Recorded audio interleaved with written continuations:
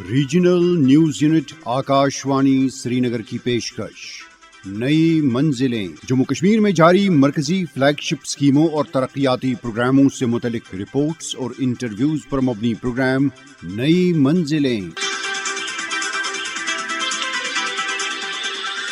सामीन आदाब, नई मंजिलें प्रोग्राम का ताज़ा शुमारा लेकर मैं सुहेल भट्ट हाजिर। सामीन, मरकजी सरकार ने पिछले चंद बरसों के दौरान जिंदगी के मुख्तलिफ शोबों को तरक्की की बुलंदियों तक पहुंचाने के लिए कई फ्लैगशिप प्रोग्राम और मिशन शुरू किए, जिनके जमीनी सतह पर बेहतर नताइज देखने को मिल रहे हैं। इन प्रोजेक्टों की अमलावरी से एक तरफ घरेलू पैदावार और पैदावारियत में नुमाया इजाफा हुआ और दूसरी तरफ रोजगार के मुनासिब मौके भी दस्तियाब होने लगे। खासतौर से ज़राअत और इससे मुंसलिक सेक्टर हुकूमत की अवलीन तरजीहात में शामिल रहे। मरकजी सरकार ने चंद बरस पहले नेशनल हनी मिशन नाम की एक स्कीम शुरू की, जिसका मकसद मुल्क में तैयार होने वाले शहद के मयार और मकदार में इजाफा करने के साथ साथ ज्यादा से ज्यादा बेरोजगार नौजवानों को इस सनत की जानिब रागिब करना है।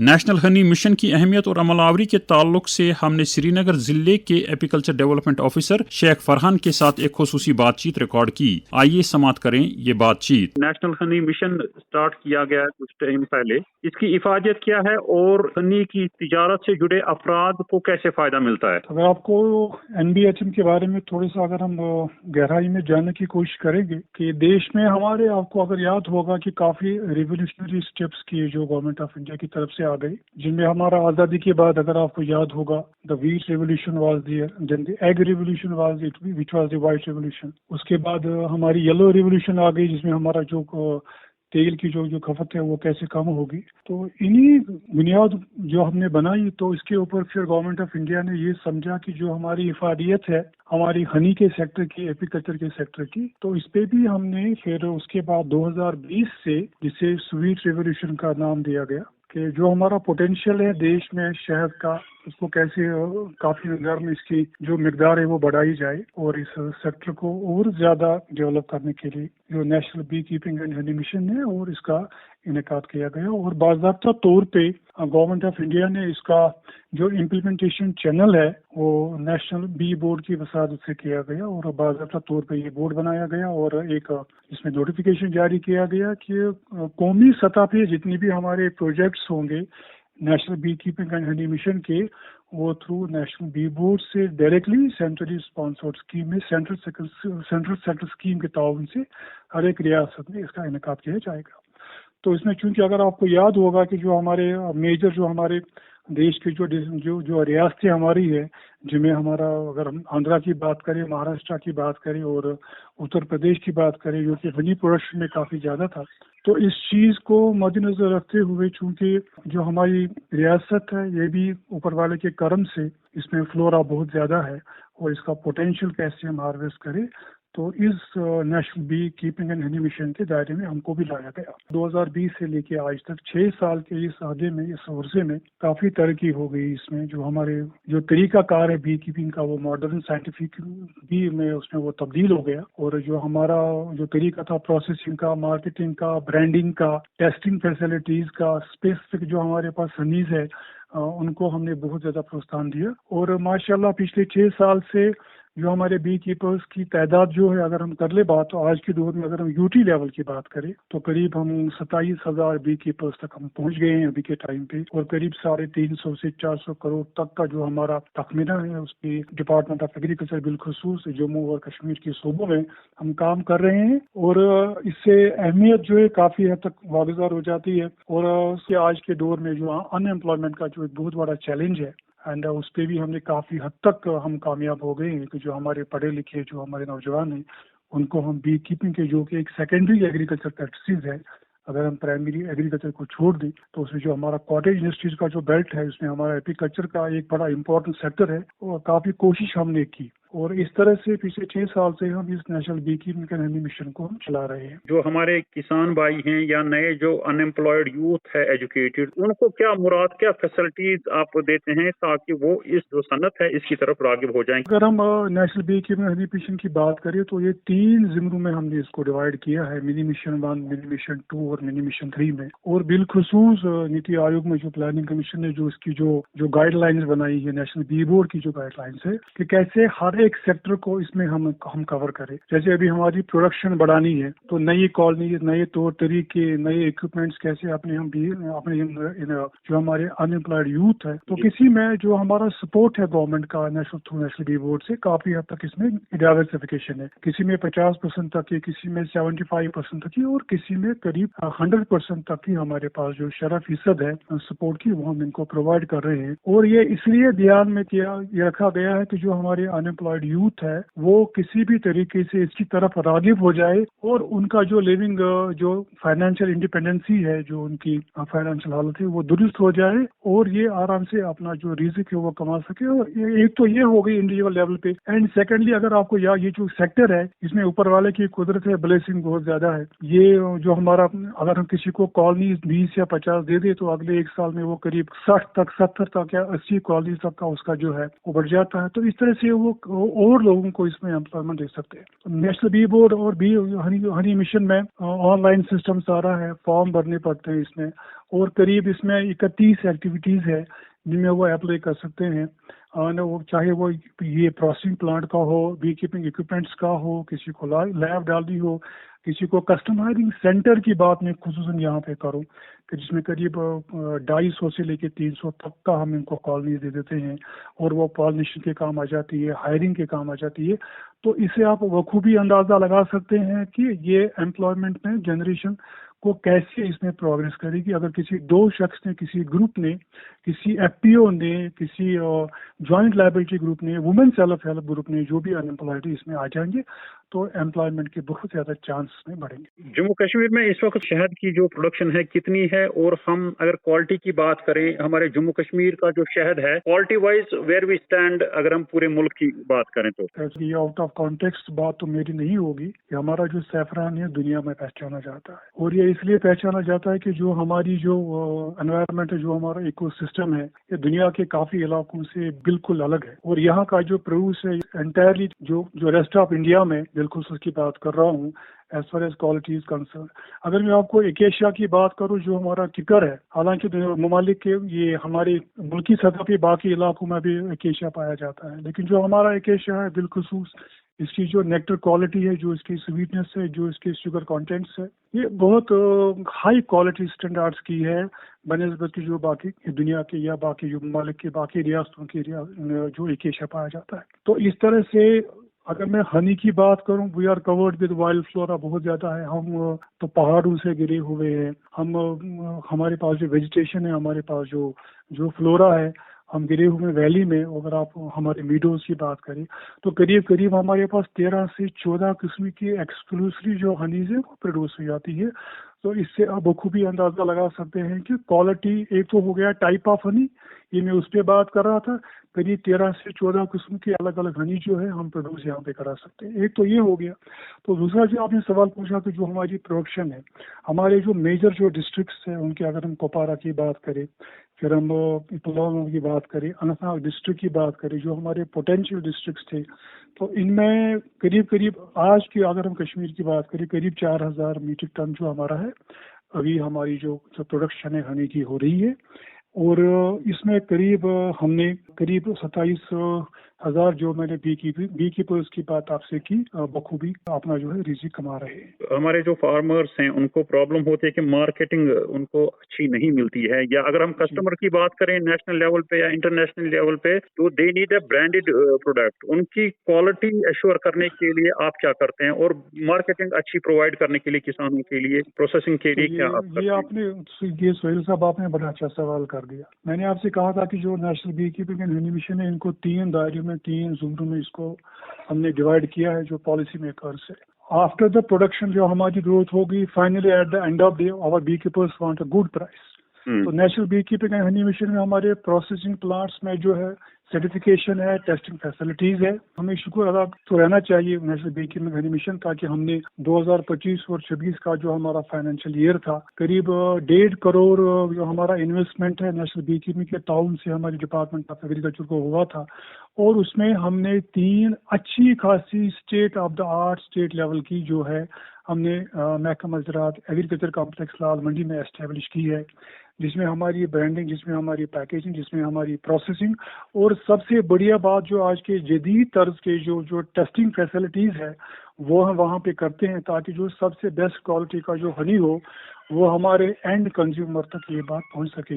और मैं आपको एक और बात इस ज़िम्मे में बताना चाहता हूँ कि महकमा ज़राअत तो बिलखुसूस दिन रात इसी में लगा हुआ है कि eight the end of day जो हमारे बी कीपर्स है इनको अच्छा खासा पैसा मिले। तो ये कैसे पॉसिबल हुआ कि जब महकमा ज़राअत की जो टेस्टिंग फैसिलिटीज़ है विच गिव्स जो BI स्टैंडर्ड्स हमारे हैं और ये सर्टिफाई करता है the best quality Honey. Obviously जब बेस्ट क्वालिटी हनी जब सर्टिफाई किया गया हो महकमा ज़राअत में, जो जदीद तर्ज की लैब्स हमारे पास है वहाँ पे टेस्टिंग होगी, तो ऑब्वियसली जो एंड यूज़र हमारा कंज्यूमर है उसके पास सबसे बेस्ट क्वालिटी पहुँचता है। और जब ये बेस्ट क्वालिटी उनके पास पहुँचता है तो ऑब्वियसली आपके पास जो पैसे की जो खपत है वो बढ़ जाती है। और एक और बात मैं आपको बता दूं कि जो अगर आपको याद होगा जो जियोग्राफिकल इंडिकेशन का जो टैग होता है जो कि GI registry council of India देती है हमारे मद्रास में, we have applied for the GI registry tag of for acacia honey also and we expect, और हम करीबी हमारी जो कोशिशें हैं वो बावर हो जाएगी। और अगर हमारा जो एकेशिया हनी है इसका GI टैग मिलने के बाद अगर अभी के आज की डेट में अगर ये 700, 800 या 900 रुपये का केजी है, तो GI टैग का जो हमारा टैग मिलने पे ये मैं आपको वसूख से कह सकता हूँ कि जो हमारी एकेशिया हनी का जो प्राइस है वो दुगना या और ये त्रिगुनी सतह पर भी वो पहुँच सकता है और हमारे बी कीपर्स को इसको बहुत ज़्यादा फायदा हो सकता है। और आज की डेट में जब अभी हम बात कर रहे हैं ये भी मैं आपको बता दूं कि हमने आज भी बायर सेलर मीट जो है जो हम वक्तन फ़वक्तन जो हम बनाते हैं और बाहर से हम लोगों को लाते हैं, जो हमारे फार्म प्रोड्यूसर ऑर्गेनाइजेशंस है मुल्की सतह पे हम उनको इनवाइट करते हैं।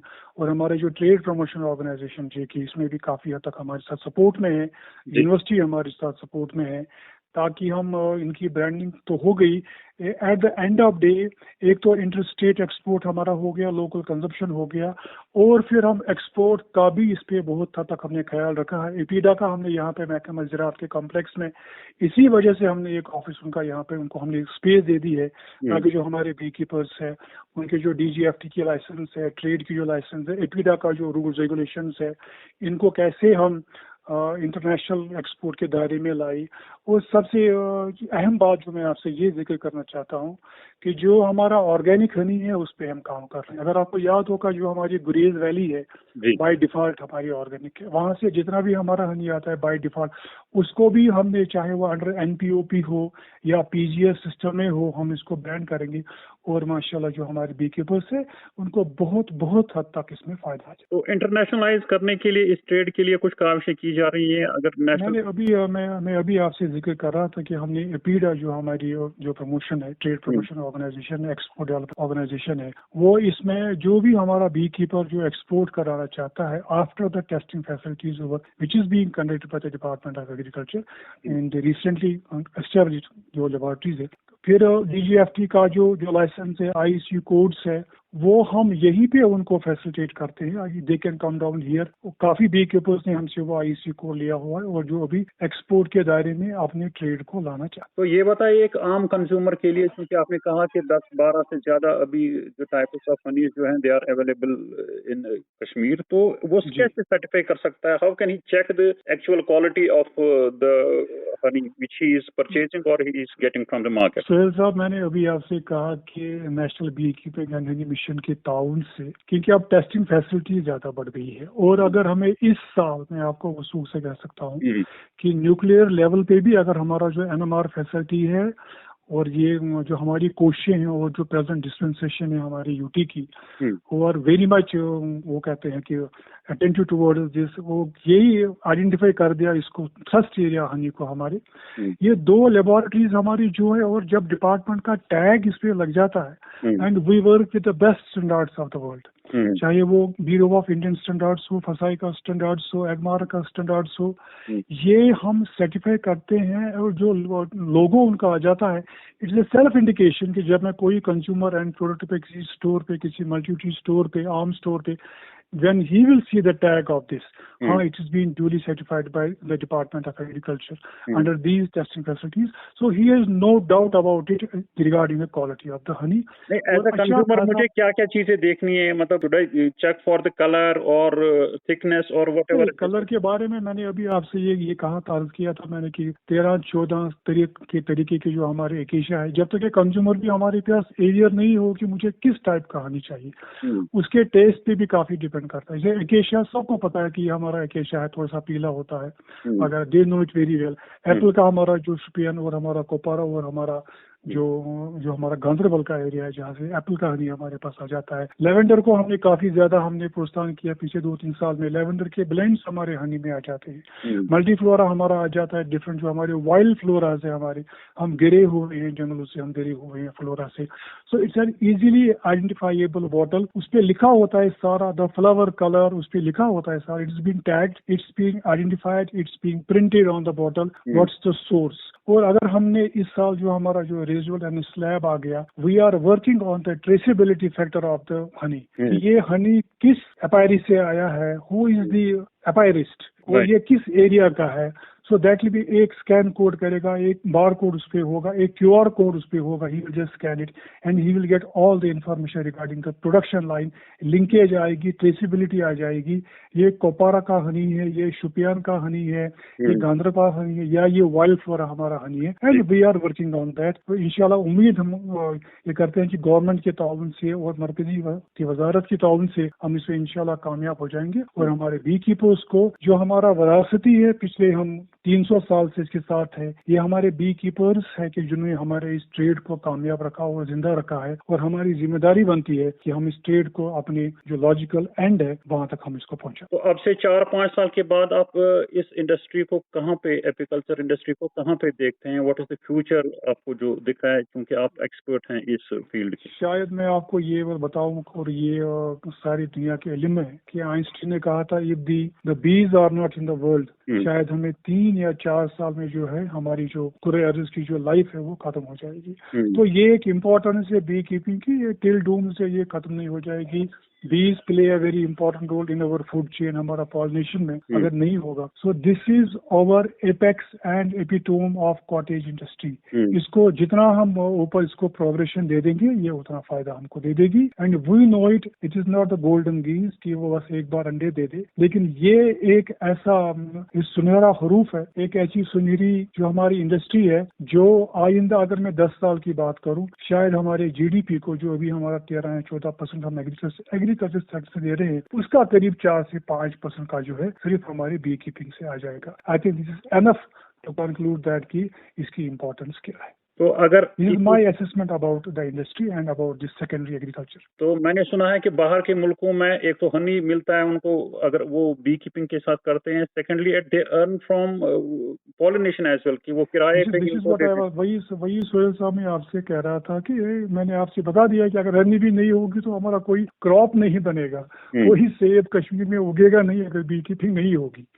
तो yes we know that we are facing. एक और चीज का मैं यहाँ पे आपसे जिक्र करूँ, जो चैलेंजेस हमारे हैं एपीकल्चर इंडस्ट्रीज को, we are also countering them, tackling them. कि आपको पता है कि कंटेमिनेशन आता है, अडल्ट्रेशन आ जाती है, लेकिन finally at the end of day मेरी बी कीपर्स से भी गुजारिश रहेगी कि वो ईमानदारी से अपना काम करें। Department is at their back, always there. किसी भी हद तक अगर हमें जाना पड़े इस इंडस्ट्री को सेव करने के लिए, इस इंडस्ट्री को प्रोग्रेस करने के लिए, we are always there in the forefront. और जो मरकजी सरकार की जो स्कीम हैं, फिर मैं बी कीपर से और अपने अनएम्प्लॉयड यूथ को बताना चाहूंगा कि वो आए, department is always at their disposal. हर एक डिस्ट्रिक्ट में हमारे पास DCTCs है, उनको ट्रेनिंग की जरूरत पड़ेगी, अवेयरनेस की जरूरत पड़ेगी। और लाल मंडी में हमने सेंट्रली जो हमने बी कीपिंग का जो हमने एक ट्रेनिंग यहाँ पे सेंटर बनाया है, which is our demonstration cum training centre, वो आ सकते हैं and they can come into the state. आपका बहुत बहुत शुक्रिया फरहान साहब, नई मंजिलें प्रोग्राम के साथ बात करने के लिए।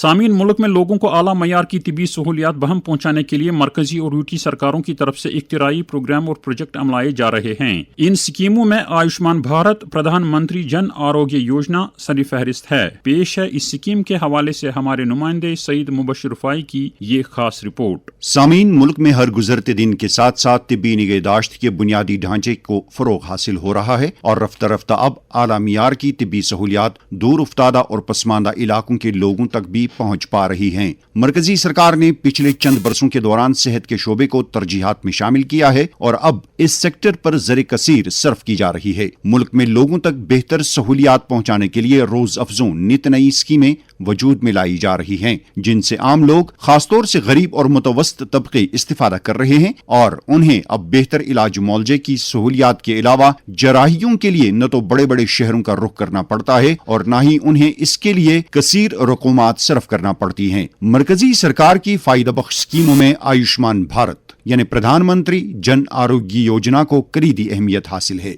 ये एक ऐसी स्कीम है जिसकी बदौलत तमाम शहरियों को सेकेंडरी और टेरिशरी केयर अस्पतालों में 5 लाख रुपये तक का सालाना फी कुंबा मुफ्त कैशलेस इंश्योरेंस कवर दस्तियाब रहता है। इस रकम से मरीज कैशलेस तरीके पर प्री हॉस्पिटलाइजेशन के 3 दिन और पोस्ट हॉस्पिटलाइजेशन के तहत 15 दिनों तक अद्वियात का साजो सामान और इलाज मुआवजे का सामान बगैर किसी अदायगी के खरीद सकते हैं और स्कीम से फायदा हासिल करने के लिए उम्र, जिन्स या फैमिली साइज की कोई कैद नहीं है। मुल्क की दीगर रियासतों के साथ साथ ये स्कीम जम्मू कश्मीर में भी शद्दुमत से अमलाई जा रही है। आम लोग वजीर आज़म नरेंद्र मोदी की तरफ से शुरू की गई इस स्कीम की काफी सताइश करते हैं। आयुष्मान भारत स्कीम के मरीजों को 1393 मेडिकल प्रोसीजर्स की सहूलियात हासिल है। ये स्कीम सरकारी अस्पतालों के साथ साथ सरकार की तरफ से एमपैनल शुदा बड़े बड़े निजी अस्पतालों में भी अमलाई जा रही है। इस स्कीम की बदौलत सरकारी अस्पतालों पर मरीजों का लोड काफी हद तक कम हो गया है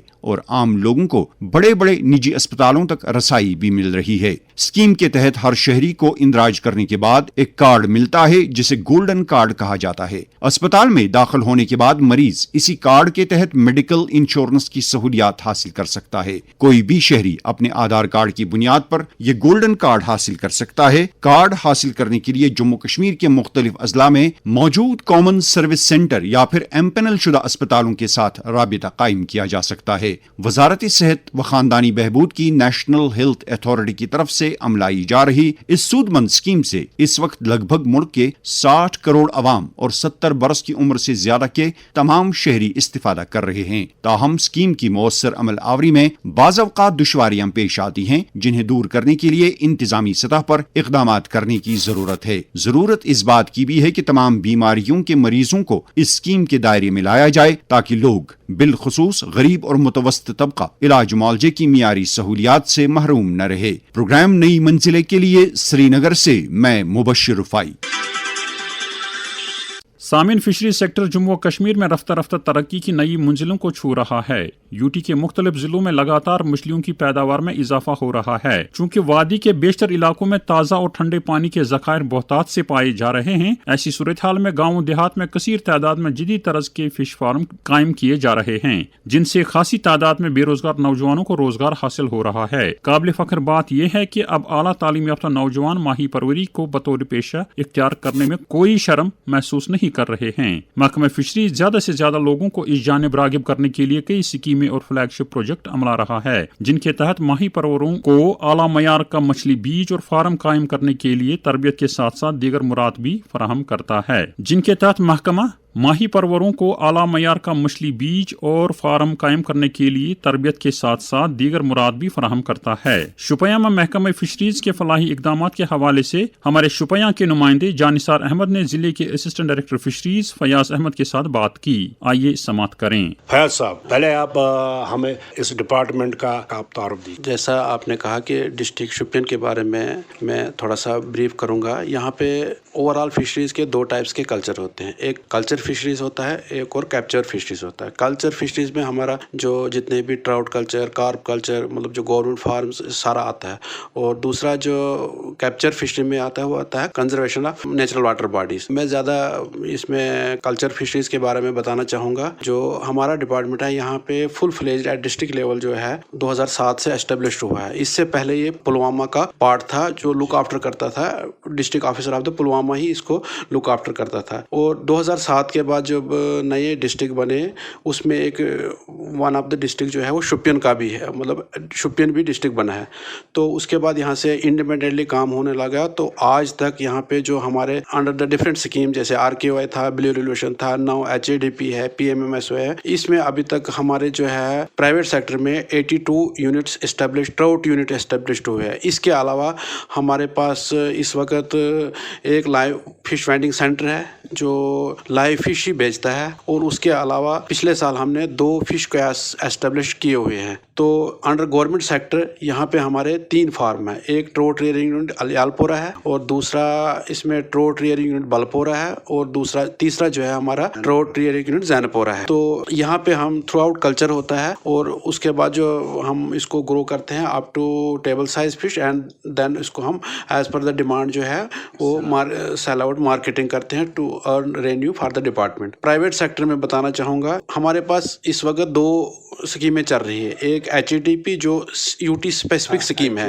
HADP जो है वो UT स्पेसिफिक स्कीम है, और दूसरा PMMSY ये सेंट्रली स्पॉन्सर्ड स्कीम है। HADP स्कीम है, इसमें कंपोनेंट सेम है दोनों में ऑलमोस्ट, लेकिन जो HADP है UT स्पेसिफिक स्कीम है, इसमें हमारा जो इंसेंटिव है वो 50-50 बेस पे है, यानी 50% डिपार्टमेंट शेयर मिलेगा और 50% जो है जो सेलेक्टेड बेनिफिशरीज होगा, जो किसी भी यूनिट एस्टेब्लिश करना चाहेगा उस पर 50% मिलेगा।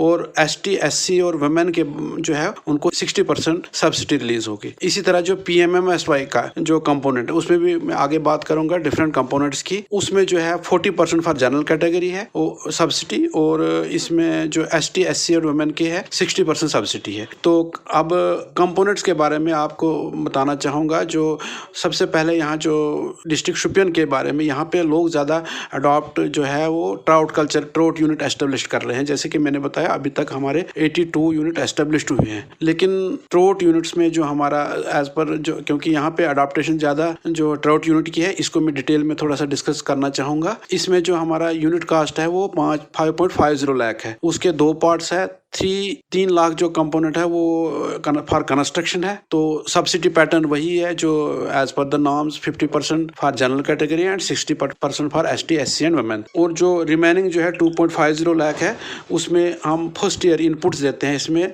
Feed, seed and basic equipment जो उनको पहले साल में बेसिक रिक्वायरमेंट जो है देते हैं, 2.5 लाख का उसमें इनपुट्स होते हैं। इसके अलावा जो स्कीमें हैं इसमें हमारा जो है रास है, रिसर्कुलेटरी एक्वाकल्चर सिस्टम, स्मॉल रास, मीडियम रास और लार्ज रास। उसके अलावा हमने यहाँ पे एज एक फीड मिल भी एस्टेब्लिश की है अंडर PMMSY, वो भी बलपोरा में, वाठू में वो अभी फंक्शनल है। और जो यहाँ के कुछ यूनिट होल्डर है उससे लेते हैं, और उसके भी अपने जो है 4-5 यूनिट है वो अपनी फीड खुद ही तैयार करके तो अपना रोजगार उसमें कमा रहा है। इसके अलावा जो है हमारे पास बायोफ्लाक है, नई इंटरवेंशन है।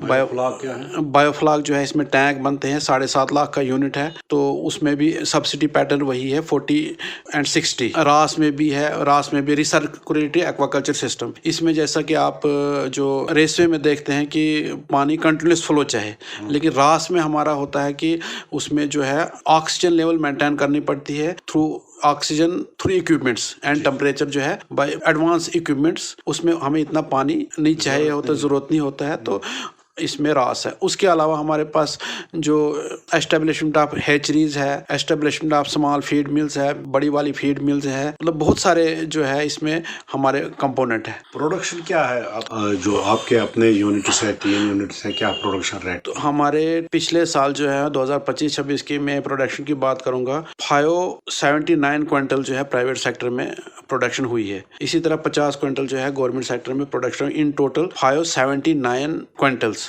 अराउंड जो है प्रोडक्शन जो है इन टोटल जो है 61.24 मेट्रिक टन हमारी जो है प्रोडक्शन ट्राउट की है पिछले साल की 25-26 की। पिछले साल जो 10 यूनिट एस्टेब्लिश्ड हुए हैं हमारे HADP में, अभी तक हमारे 32 यूनिट्स एस्टेब्लिश्ड हुए हैं। 22 यूनिट जो है 2023-24 एंड 24-25 में एस्टेब्लिश्ड है, उनका अच्छा खासा प्रोडक्शन आ रहा है और इंशाल्लाह जो 2025-26 का प्रोडक्शन है वो इस साल आएगा, क्योंकि हमने वो पिछले साल स्टॉक किए हुए हैं तो उनको रेयरिंग टाइम अराउंड 1 ईयर लगता है, तो इस साल इसकी प्रोडक्शन आ जाएगी। इसके साथ ही हमारे आज के प्रोग्राम का वक्त अपने इख्तिताम को पहुंचता है। तहरीर व आवाज़ सुहेल भट्ट, रिकॉर्डिंग व एडिटिंग मुख्तार अहमद शाह, तरतीब व तहजीब कौशिकी कश्यप, निगरानी आला अशफाक अहमद शाह, पेशकश आकाशवाणी न्यूज़ श्रीनगर। हमें अगले प्रोग्राम तक दें इजाज़त। अल्लाह हाफिज़।